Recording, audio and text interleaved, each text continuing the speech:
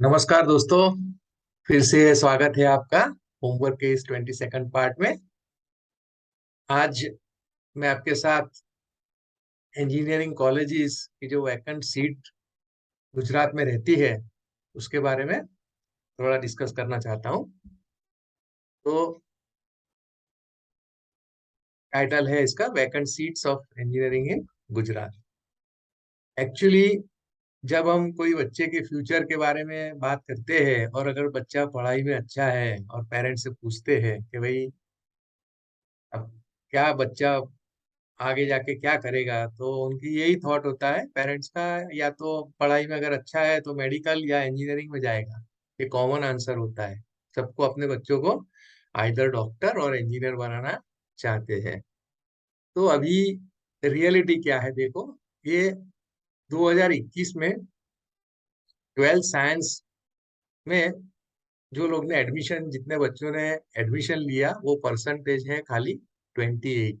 मतलब 72% बच्चे commerce stream में जा रहे हैं। दूसरा, ये अगर हम एग्जाम की बात करें तो जो बच्चे अपीयर हुए 12th साइंस में 2022 की साल में, 22 का जो बोर्ड का एग्जाम हुआ 12th स्टैंडर्ड का, एचएससी बोर्ड एग्जाम गुजरात का, इसमें 3.35 लाख स्टूडेंट्स थे 12th स्टैंडर्ड में, जिन्होंने जिनमें से खाली 95,000 स्टूडेंट्स अपीयर हुए हैं एचएससी बोर्ड के एग्जाम में। मतलब साइंस के स्टूडेंट कितने हैं 3.35 लाख में से करीबन 1 लाख से भी कम। तो ये भी आपको दिखता है कि ये हो गया सीधा 28%।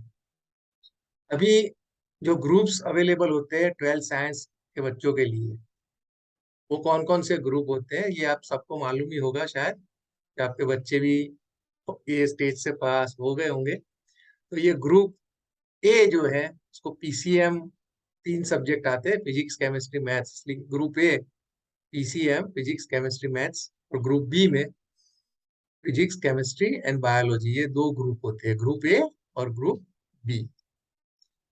अभी ये स्टूडेंट को क्या करना होता है, अगर इंजीनियरिंग में जाना चाहता है तो नॉर्मली वो ग्रुप ए सिलेक्ट करता है। अगर डॉक्टर बनना है उसको तो ग्रुप बी सिलेक्ट करते हैं। तो ये जो 28% बच्चे हैं वो भी दो डिवाइड वो भी डिवाइड हो जाते हैं दो ग्रुप।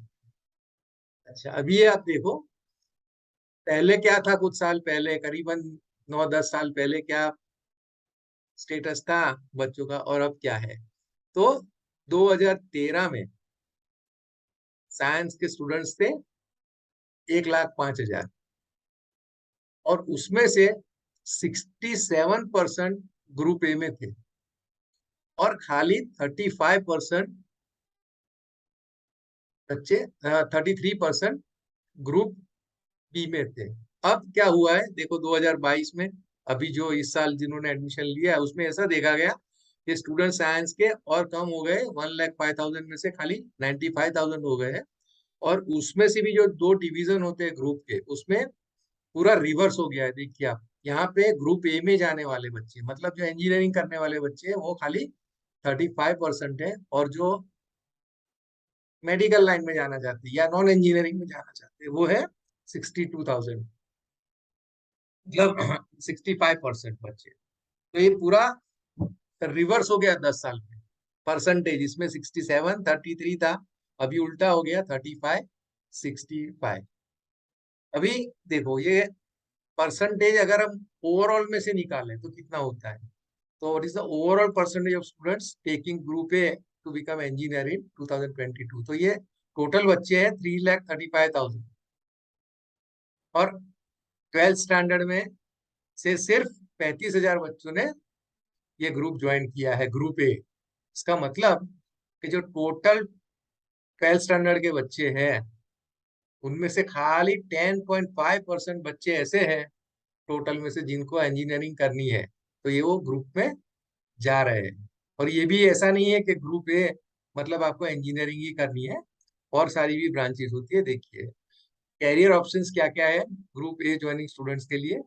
तो वो आइदर आर्किटेक्चर कर सकते हैं इंजीनियरिंग को छोड़ के, इंजीनियरिंग के सिवा। बीएससी कर सकते हैं, फार्मेसी कर सकते हैं, होटल मैनेजमेंट का भी कोर्स कर सकते हैं और फैशन डिजाइनिंग भी कर सकते हैं। तो ये जो 10% बच्चे हैं, 10.5% जिन्होंने ग्रुप ए लिया था, ये इतनी ब्रांचेस, ये इतनी आगे बाइफर्केशन है, यहाँ जा सकते हैं। अच्छा, अभी आप सीट्स की बात करें इंजीनियरिंग की, वो देखो कितनी सीट्स है डिग्री इंजीनियरिंग की गुजरात में। तो करीबन 66,000 सीट्स है, एग्जैक्ट नंबर यहाँ दिया है 66,328। और कॉलेजेस है 257 कॉलेजेस है इंजीनियरिंग की गुजरात में, उसमें से अराउंड, ये राउंड अप इसलिए किया है ताकि आपको आसान रहे याद रखने में। तो 66,000 सीट्स है, 250 से ज्यादा कॉलेज में है। अभी उसमें से 12th स्टैंडर्ड में पास होने वाले बच्चे 2022 में कितने हुए, क्योंकि इस बार जो आएगा एडमिशन का प्रोसीजर, वो जो बच्चे 21-22 में जो बैठे, 22 में बैठे बोर्ड एग्जाम में, वो लोग एडमिशन लेंगे। तो एक्चुअली 26,000 बच्चे ग्रुप ए में से पास हुए हैं सिर्फ। तो which is very less compare to previous year. Previous year क्या हुआ था, ये कोविड की वजह से मास प्रमोशन दिया गया था और वो टाइम पे 42,000 बच्चों को पास कर दिया था। उसके सामने इस साल खाली 26,000 बच्चे ही पास हुए हैं। एग्जैक्ट नंबर यहाँ दिया है 26,183। तो अभी जो प्रोबेबिलिटी है स्टूडेंट्स इंजीनियरिंग में जाने की, वो देखो क्या होता है। Percentage of pass students may join engineering course out of above mention course, ये जो मेंशन किए हुए कोर्स ये वाले, उसमें से कितने बच्चे इंजीनियरिंग में जाएंगे। तो प्रैक्टिकली ये देखा गया है कि 30% स्टूडेंट जो ग्रुप ए में से, उनमें से वो लोग बच्चे इंजीनियरिंग में जाते हैं। और हम हायर साइड भी ले लें मान लो, तो 50% पकड़ लो, मान लो कि जितने बच्चों ने ग्रुप ए लिया है उसमें से आधे बच्चे इंजीनियरिंग करना चाहते हैं, और 50% जो रिमेनिंग है वो बाकी के आर्किटेक्चर या बीएससी वो सब कोर्स करना चाहते हैं, ऐसा समझ लो। तो भी अगर हम ये पकड़ के चले तो आधा, मतलब 50% स्टूडेंट 26,000 जो पास हुए हैं उसमें से आधे बच्चे इंजीनियरिंग के लिए चले जाएंगे। इतने तो होंगे नहीं रियली, ये तो जस्ट हम हायर साइड एज्यूम कर रहे हैं। तो 13,000 स्टूडेंट्स होते हैं जो इंजीनियरिंग में जाना चाहते हैं, और सीट्स है 66,000। तो उसमें से अगर आप देखो 66,000 seats of engineering in Gujarat, उसमें से मैक्सिमम 13,000 बच्चे इंजीनियरिंग ज्वाइन कर सकते हैं। तो ये 53,000 सीट्स वैकेंट रह जाएंगी खाली, बिना मतलब, वो सीट होगी लेकिन ना उस पर कोई पढ़ेगा, ऐसे ही रहेगी वो सीट। और ये इस साल 50,000 क्रॉस करेगा, वो ऑल टाइम हाई रिकॉर्ड होगा वैकेंट सीट्स का इंजीनियरिंग। अच्छा, अब ऐसा क्यों हुआ, क्यों इंजीनियरिंग में बच्चे नहीं जाना चाहते। तो ये रीजंस बहुत सिंपल है, उसके कुछ रीजंस मैंने ढूंढ के निकाले हैं। एक तो पहला कि जो बच्चे डाइवर्ट हो रहे हैं कॉमर्स की साइड पे, और ये दूसरा जो मेन रीजन यही है, सेकंड वाला, increasing in engineering seats blindly by authorities. जो अथॉरिटीज है उन्होंने आंखें बंद करके इंजीनियरिंग कॉलेज को परमिशन देते गए, जो लोग ने अप्लाई किया वो सबको इंजीनियरिंग कॉलेज खोलने का परमिशन दे दिया है। और कुछ कॉलेजेस तो कुछ सालों से बंद भी कर रहे हैं वो लोग, लेकिन फिर भी अभी 250 से ज्यादा कॉलेजेस तो है। दूसरा, स्टूडेंट जो है अपना वो कैरियर उनको इंजीनियरिंग में नहीं बनाना चाहते हैं, क्योंकि उनको अच्छी जॉब की उम्मीद फिर नहीं रहती है। दूसरा, प्रैक्टिकल नॉलेज जो कॉलेजेस में जो पहले देते थे वो अभी बंद हो गया, सब ऑनलाइन ये सब की वजह से, और जाते ही नहीं है बच्चे कॉलेज में। अच्छा, अभी बहुत सारे बच्चे ऐसे हैं जो 12th खत्म होने के बाद ही सीधा अब्रॉड चले जाते हैं हायर स्टडीज के लिए, उनको यहाँ पे ग्रेजुएशन करना ही नहीं है। अच्छा, दूसरा, ये बेसिक सब्जेक्ट जो ऑप्शन में होते हैं भाई, ये जो स्कीम्स चल रही है उसमें, इंजीनियरिंग कॉलेज की बात कर रहा हूँ, उसमें जो स्कीम्स वो लोग सब्जेक्ट की दे रहे हैं, उसमें से जो बहुत इंपॉर्टेंट सब्जेक्ट्स होते हैं इंजीनियरिंग के, वो भी सब्जेक्ट वो लोग ने ऑप्शंस में दे दिए। मतलब ये पढ़ना है तो पढ़ो, जो बेसिक जिसको बोलते हैं करना ही चाहिए इंजीनियरिंग के वक्त, वो ऑप्शन में डाल दिए। तो बच्चा डिफिकल्ट सब्जेक्ट समझ के उसको छोड़ देता है। दूसरा, बाय चेंजिंग उनकी बुक्स, किताबें बेचने के लिए वो लोग बार बार 2-2 3-3 साल में कुछ ना कुछ सब्जेक्ट्स में चेंज कर देते हैं, टाइटल्स बदल देते हैं और नई किताबें, मतलब वो उसकी वजह से बच्चे भी कंफ्यूज हो जाते हैं कि भाई क्या है इस साल क्या नहीं, वेट करना पड़ता है जब तक नया बुक नहीं आता है। और दूसरा ये तो फाइनेंस का तो प्रॉब्लम है ही, हाई स्ट्रक्चर फी स्ट्रक्चर है।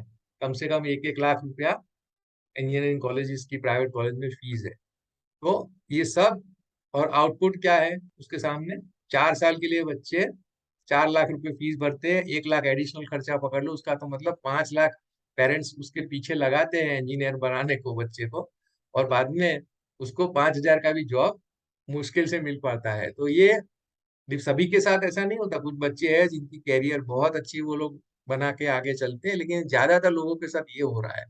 और ये शॉर्ट टर्म टीचिंग सेशन जो टीचिंग इंजीनियरिंग में कॉलेजेस में होता है, वो बहुत शॉर्ट टर्म होता है। तो ये भी मैंने एक ले लिया है कि जैसे प्रोफेसर है तो कितने साल कॉलेज में पढ़ाते हैं। ये देखिए बहुत इंटरेस्टिंग चीज है, वो मैंने ये बनाया, एनालिसिस किया है, बहुत बहुत इंटरेस्टिंग है। थोड़ा आपको हायर साइड लगे तो थोड़ा कम कर देना आपकी साइड से, लेकिन फिर भी आप देखोगे तो ये रियल है। तो ये क्या टाइटल, ये टेबल बनाया है जिसमें कितने दिन साल में क्लास नहीं होते हैं वो नंबर डाले हैं। तो ये रीजंस है, जैसे संडे नहीं होते 52 डेज निकल गए, सैटरडे वो लोग एक्स्ट्रा एक्टिविटीज के लिए स्पेंड करते हैं तो ये 52 डेज चले गए। कुछ फेस्टिवल्स आते हैं, फिर नेशनल हॉलीडेज हैं, फिर ये इलेक्शन कॉलेज में होता है, या वोट बाहर कोई गवर्नमेंट का कोई इलेक्शन होता है तो वहाँ राइट वोट देने जाना पड़ता है, राइट की वजह से उनको राइट देना पड़ता है। फिर no mood strike, new semester होता है, 2 वीक आते ही नहीं है। ये मिड टर्म एग्जाम के लिए रीडिंग वेकेशन उनको चाहिए, पढ़ना है तो एग्जाम है। फाइनल एग्जाम में भी ये नहीं आते इतने दिन। फिर वो वाइवा या कुछ प्रिपरेशन होता है उनका, उसमें भी ये टीचिंग अफेक्ट होता है। फिर रीडिंग वेकेशन चाहिए उनको प्रिपेयर करने के लिए, समर वेकेशन ऐसे ही देती थी कॉलेज, दिवाली वेकेशन और समर वेकेशन। स्पोर्ट्स का भी इवेंट होता है 5 दिन, ये 5-5 दिन, ये तो 1-1 वीक होता है, लेकिन मैंने 52 डेज गिन लिए सैटरडे संडे, इसलिए यहाँ पे 7-7 ऐड नहीं कर रहा हूँ, बाकी 5-5 ही ऐड कर रहा हूँ, तो रिपीटेशन नहीं होगा इससे। स्पोर्ट्स के इवेंट है, फिर कॉलेज के इलेक्शन, फील्ड ट्रिप्स जाते हैं, इंडस्ट्रियल विजिट में 4-5 दिन ऐसे निकल जाते हैं, फिर एग्जीबिशन फन फेयर ऐसा कुछ होता है, कॉन्फ्रेंस होती है, प्रोजेक्ट्स होते हैं। फिर टीचर्स के लिए कैजुअल लीव, उनको ये छुट्टियां मिलती है, वो आराम से वो यूज करता है, ये इंडिविजुअल टीचर की बात कर रहा हूँ।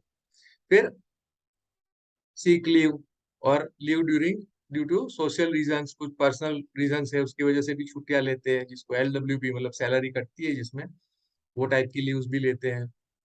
फिर बैड वेदर और रेनफॉल ऐसा कुछ है तो वो भी 3-4 दिन कॉलेज बंद रहता है, बच्चे आज नहीं आए, तो ये सब ऐसे टोटल आप लगाओ तो ऐसा देखा गया 230 दिन हो जाते हैं। तो अभी टीचिंग डेज बचे कितने आउट ऑफ ईयर, 135 डेज। अभी टीचर को, जो प्रोफेसर या लेक्चरर होते हैं उनको मैक्सिमम ऐसा रूल है कि भाई 3 लेक्चर्स दे सकते हैं प्रोफेसर्स को, उनकी कैटेगरी में असिस्टेंट प्रोफेसर को, तो 3 घंटे से ज्यादा लेक्चर्स नहीं दिए जाते। तो maximum considering 3 lectures per day, तो ये 135 दिन वो पढ़ाते हैं, उसमें से इंटू 3 आवर्स मतलब 405 घंटे वो पूरे साल में पढ़ाते हैं। और इसको अगर मैं डिवाइड कर दूं 24 से, क्योंकि आवर्स में है ना, तो उसको 24 से डिवाइड कर देता हूँ तो हो जाते हैं करीबन 16.87, मतलब 17 दिन। तो आप सोचो कि साल में रियल में जो टीचिंग आवर्स होते हैं उसको हम इस तरह से कैलकुलेट करते हैं तो ये खाली 17 डेज होते हैं। इसको आप थोड़ा, मैंने ऐसे समझ के चलो कि बहुत हायर साइड लिया है, तो इसको भी आप थोड़ा कम करके अपने हिसाब से भी ये फिगर्स डालोगे तो भी ये कम से कम 1 महीने से कम ही बैठेगा। तो बाकी के टाइम में करते क्या है वो लोग, वो बिजी रहते हैं एकेडमिक एक्टिविटीज में अदर देन टीचिंग, जैसे कि अटेंडेंस लेना, असेसमेंट करना, पेपर का रिसर्च करना, प्रिपरेशन ऑफ लेक्चर्स, उनको लेक्चर के लिए प्रिपेयर करना होता है, क्वेश्चन पेपर सेट करते हैं, और फिर क्लास के नोट्स बनाने होते हैं, और दूसरे उधर एडमिनिस्ट्रेटिव वर्क भी इतने सारे कॉलेज में दिए जाते हैं प्राइवेट कॉलेज में, वो सब इसमें ही उलझे रहते हैं। और इसकी वजह से टीचिंग बहुत बहुत अफेक्ट होता है।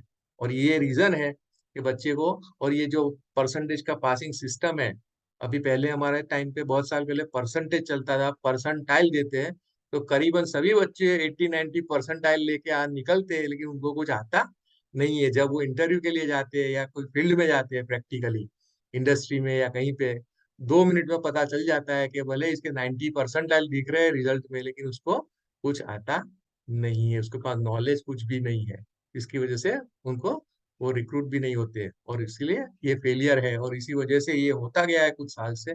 इसलिए बच्चों ने अपना, वो पेरेंट्स ने ये अभी समझा कि उसको 5 लाख रुपए इंजीनियरिंग में डालने की वजह से, इससे अच्छा तो उसको कुछ बिजनेस करवा ले 5 लाख रुपए का, वो उसमें अच्छा वो ट्रेन सेट हो जाएगा।